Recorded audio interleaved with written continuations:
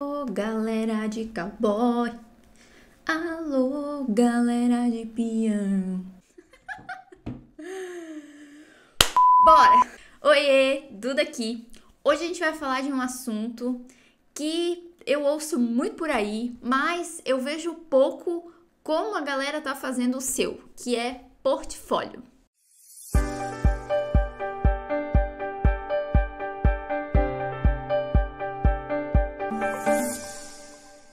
Gente, é o seguinte, hoje eu queria fazer um vídeo no formato diferente, que é abrir aqui o meu coração para vocês. E, na verdade, vou abrir meu coração no formato de abrir meu Figma. O portfólio é um assunto que eu vejo aí que a galera trata ele como delicado. E eu posso dizer que eu tive meu portfólio só recentemente. Sim, um pouco vergonhoso, diria, né? Já estou há um tempo na área, nunca tive portfólio. Pois é, mas agora eu tenho, já faz um tempinho que eu tenho, na verdade, e ele está atualizado, ele se mantém, yes! Então, para isso, eu resolvi abrir o meu Figma para vocês, que foi aonde eu comecei a fazer o projeto do meu portfólio, para mostrar para vocês como que foi esse meu processo, né? Existem várias dicas, né? O portfólio, ele não começa só com a parte do case, né? A parte do case é a parte mais importante, eu acredito, porque ali é onde você vai conseguir, né, mostrar realmente como é o seu trabalho. O case é importante que ele não seja muito grande, mas também nem muito curto, ao ponto que a pessoa não consiga explorar e ter ali uma ideia das informações que você foi colocando junto ao longo desse processo, tá? Hoje eu vou mostrar para vocês como foi a construção do meu portfólio, desde a própria landing page, né, a camada visual ali do site. O meu é um site, ele tá no ar no meu domínio, tá? É eduardadesouza.com. Se vocês quiserem conferir, vocês podem entrar lá para ver. Então, eu tomei essa iniciativa, até vou contar para vocês o porquê, né? Por que eu escolhi colocar ele dentro de um domínio. A gente sempre sabe que nunca é legal ficar refém de ferramentas, né? Então, eu escolhi comprar o domínio com o meu nome, né? Eduardo Souza é o meu nome. Escolhi comprar esse domínio que estava disponível. É algo que é relativamente barato, né? Você pode escolher algumas opções de hospedagem. Existem ali algumas empresas que fazem essa hospedagem. E você vai ali, compra o seu domínio e consegue colocar no ar. Eu tive a ajuda de um desenvolvedor para isso, porque eu tenho aqui próximo, né, meu companheiro, ele é desenvolvedor, então eu tive aí uma ajuda bem considerável, vou dizer para vocês, nessa parte de colocar ele no ar. Mas existem outras ferramentas, né, que você também consegue, como o Framer, se eu não me engano, que você também consegue colocar o seu portfólio no ar, sem depender de um desenvolvedor, sem depender de código, tá? Se você optar por essa parte do domínio. Eu já vi portfólios no Notion, no Figma, no Adobe Portfólio, portfólios feitos com o Framer, com o Wix, né, que daí partem mais lá para aquela questão do domínio. Eu decidi colocar no meu próprio domínio por essa questão mesma de não ficar presa a nenhuma ferramenta, né? A gente não sabe o que pode acontecer por aí com as ferramentas, elas podem mudar, elas podem mudar seu preço, é free hoje, pode passar a ser paga. Então, ferramentas a gente sabe que tem diversas, né? Mas o que não vai mudar é o seu processo, né? No caso de você ter um site, né, uma landing page ali, que você vai colocar o seu portfólio, você vai ter que fazer essa construção, né, do que você quer para o seu portfólio, como que você quer exibir, qual história você quer contar a partir dali. Então é isso que eu vou mostrar aqui para vocês hoje. Eu vou mostrar como foi a construção do meu portfólio. Caso você também esteja pensando em comprar um domínio para colocar o seu portfólio no ar, eu vou mostrar como que foi a construção do meu. E também vou mostrar como que foi a construção do meu case e como que eu penso, né, geralmente para fazer o case, tá bom? Galerinha, esse é o meu Figma, tá? Eu vou só tirar aqui essa parte para que a gente possa ter uma visibilidade melhor. Então, vou mostrar para vocês todo o meu processo, como foi que eu fiz, né? Quais foram as minhas linhas de raciocínio. O nosso portfólio nada mais é do que um projeto. É um projeto nosso, né? Um projeto pessoal e é um projeto de carreira também. Então, é algo que você precisa dar ali uma certa manutenção. Não sempre, tá? Quando a gente fala manutenção, de vez em quando, pega ali uma vez por ano, né, de 6 em 6 meses, 2 vezes por ano, de 6 em 6 meses, ou uma vez por ano, e você consegue atualizar o seu portfólio. Não é algo que você precisa constantemente estar ali dando essa manutenção para ele. Quando a gente fala de manutenção de portfólio, realmente é algo que tem um espaço de tempo grande. A não ser que você esteja muito no seu início de carreira ou entrando numa vaga aí talvez você tenha que dar essa manutenção para o seu portfólio com um período mais curto, né? Quando você é estagiário ou júnior, daí é interessante que você vá construindo esses projetos e já vá adicionando ao seu portfólio. Daí, dessa forma, realmente é mais interessante, tá? Vai depender aí muito do teu momento de carreira. Bom, vou mostrar aqui para vocês como que eu comecei, né? Eu comecei, gente, com um bom e velho benchmarking.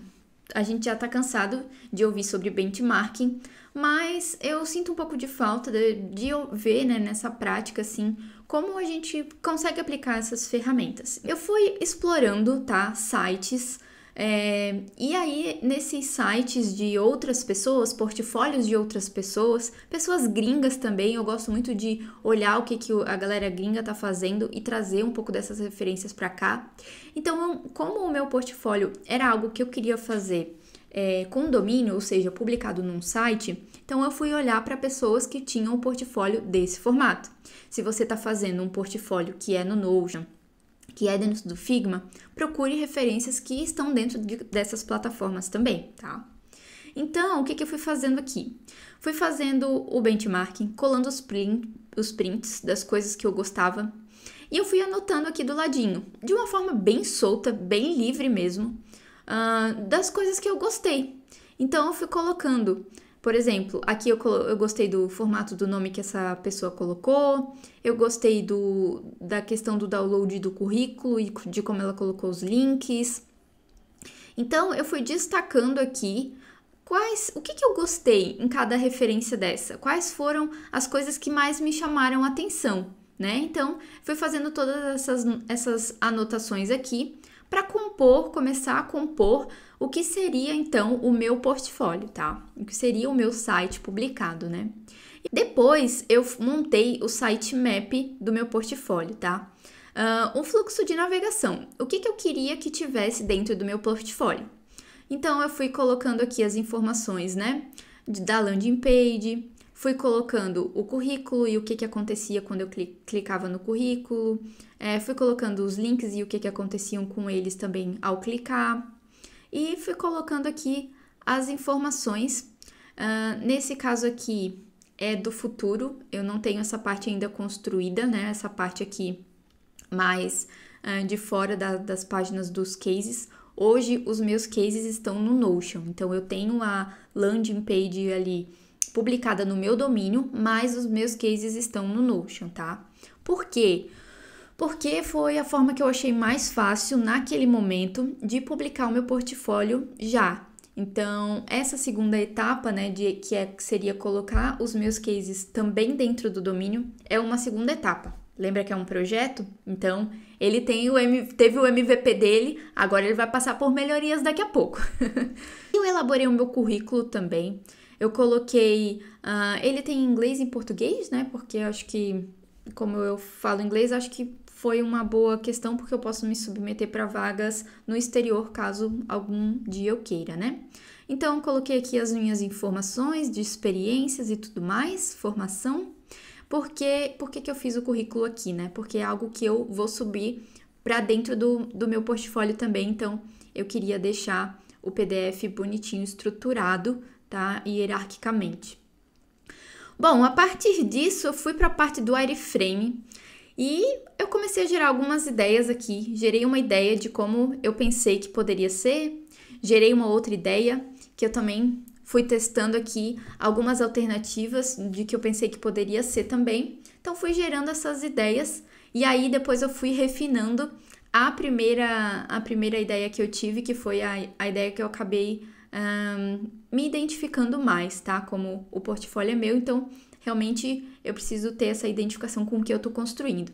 Baguncinha, né? Eu falei que eu ia abrir meu coração para vocês. Meu coração em formato de quê? em formato de Figma. Falei que eu ia abrir isso para vocês. Então, eu tenho uma baguncinha de que eu fui testando paleta de cor, fui testando algumas informações aqui, imagens, que eu fui testando coisas de assets para colocar dentro do meu portfólio, tá? Então, depois de todos esses testes e tudo mais, eu fui para a camada visual, que foi onde eu realmente fiz a aplicação, né, do que seria a minha landing page e de como ela ficaria. Fui testando aquelas cores que eu coloquei ali na parte da paleta de cor, né, das cores que eu gostava, das cores que eu gosto, que eu me identifico, e fui aplicando isso à camada de hierarquia, né, a camada de arquitetura da informação que eu montei aqui. Então, perceba que a gente tem uma camada de construção hierárquica, né, das informações. Depois a gente tem essa construção com uma adição de conteúdo, né? E depois a gente tem essa construção um pouco, talvez bastante, mais refinada, né? Já com as cores e as aplicações finais também. E o nosso bom e velho responsivo, acho que é algo que é importante, né? Como o meu portfólio acabou sendo num domínio, eu também fiz essa parte do responsivo. Queria mostrar para vocês como foi esse meu processo. Parece simples, né? Parece que é só chegar e fazer. Mas acredita, eu demorei um tempo para isso acontecer. Eu devo ter demorado o quê? Uns 3 meses, vai? Até eu colocar na minha cabeça que eu queria realmente fazer o portfólio e começar a pensar sobre ele e ter esse processinho montado e definido ali, eu demorei um bom tempo, tá? Até por não saber muito o que eu queria quando eu comecei a montar. Eu vou mostrar para vocês também a parte do Notion e a parte do case, como foi que eu estruturei. Como vocês podem ver, né, como ficou o meu portfólio no ar, então, comentei que eu tenho o meu domínio. Ainda tem algumas coisas que eu gostaria de mudar nele, como eu comentei, é um projeto pessoal, então ele sempre vai ter algumas mudanças, alguns ajustes que a gente vai estar atualizando ao longo do tempo, né? Ficou assim no ar. Aqui temos algumas informações. Aqui ele vai levar para o meu WhatsApp para vocês, né, ou para quem está vendo, poder conversar comigo. Eu tenho meu LinkedIn, o Medium e o currículo que eu comentei com vocês que eu tinha feito lá no nosso projeto do Figma. Sobre o case, tá? Como ficou um dos cases. Eu comentei para vocês que eu coloquei no Notion, né? No Notion, então, acabei criando ali uma página e publicando essa página para conseguir colocar aqui dentro do meu portfólio, tá? E aí eu vou mostrar para vocês basicamente a estrutura de um dos meus cases. Os cases que tem ali no portfólio, eles seguem mais ou menos essa estrutura.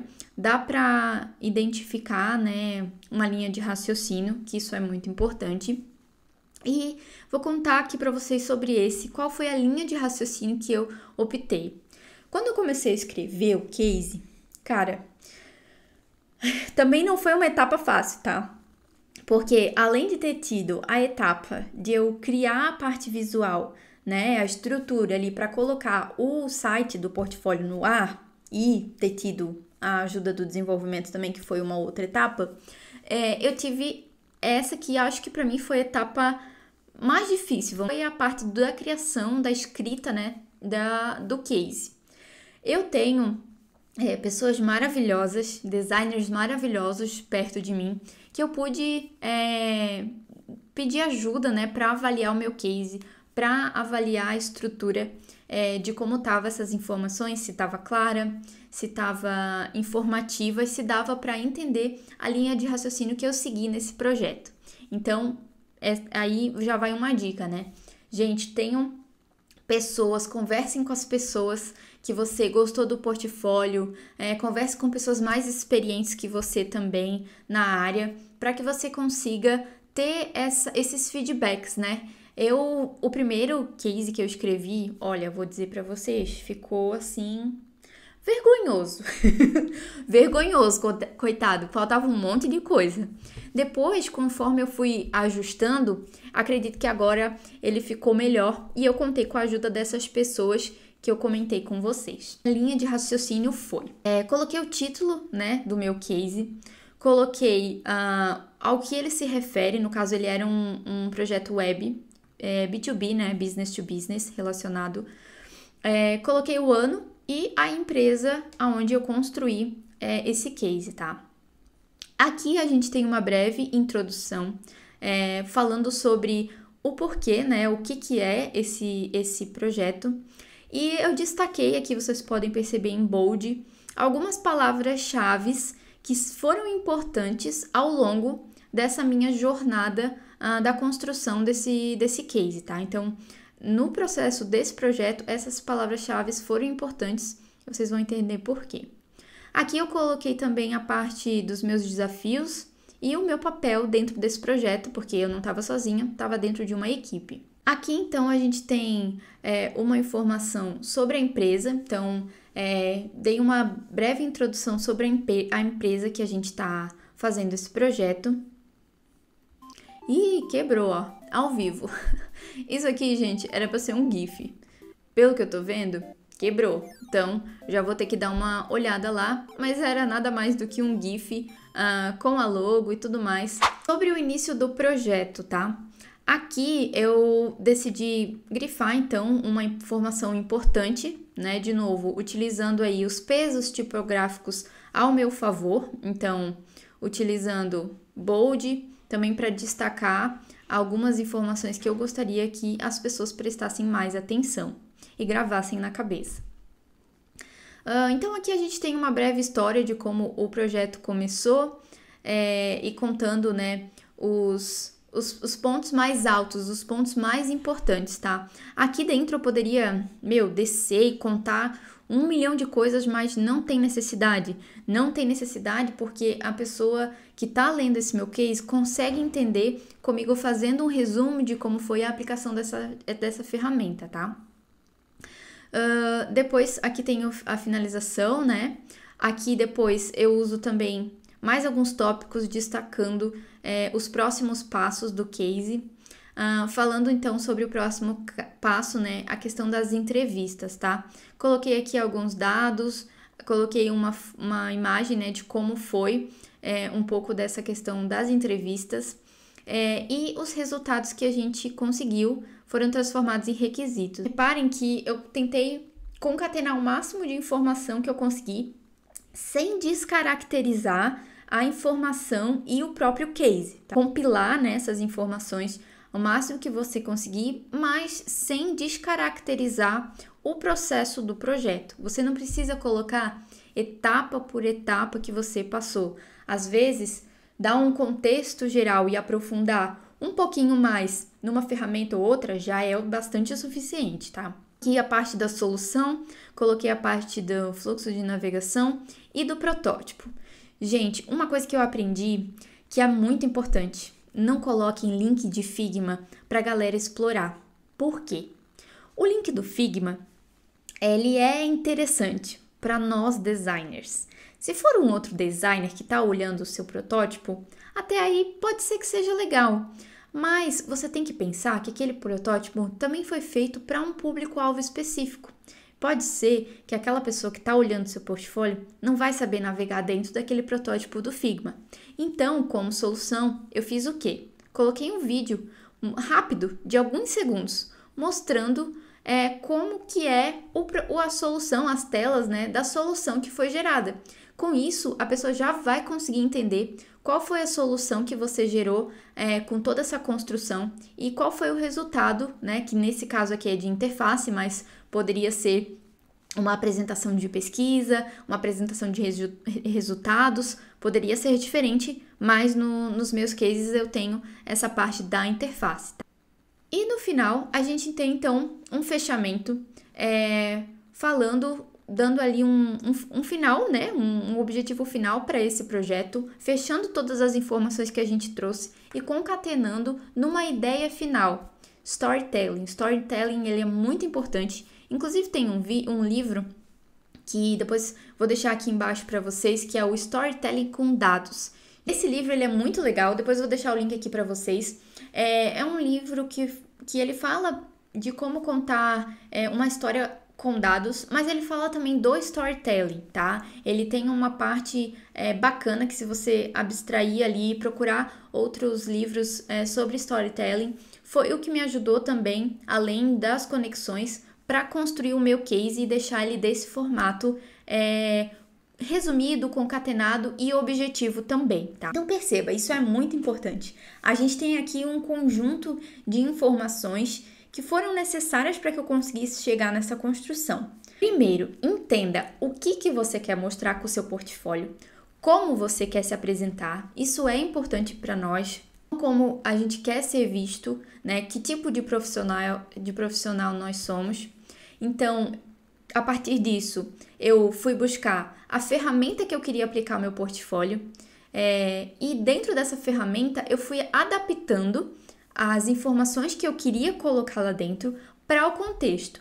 No meu caso, como eu fiz o portfólio dentro do meu domínio, eu tinha mais liberdade, né? Porque é algo extremamente personalizável, eu posso fazer basicamente o que eu quiser ali dentro. Eu sei que tem algumas ferramentas que elas têm um pouco dessa limitação, né? Mas você também vai conseguir expressar o seu desejo, né? O que você quer, o tipo de profissional que você quer, o que você quer mostrar dentro de qualquer ferramenta, independente de qual ela seja, tá? Parte do case, algumas informações importantes.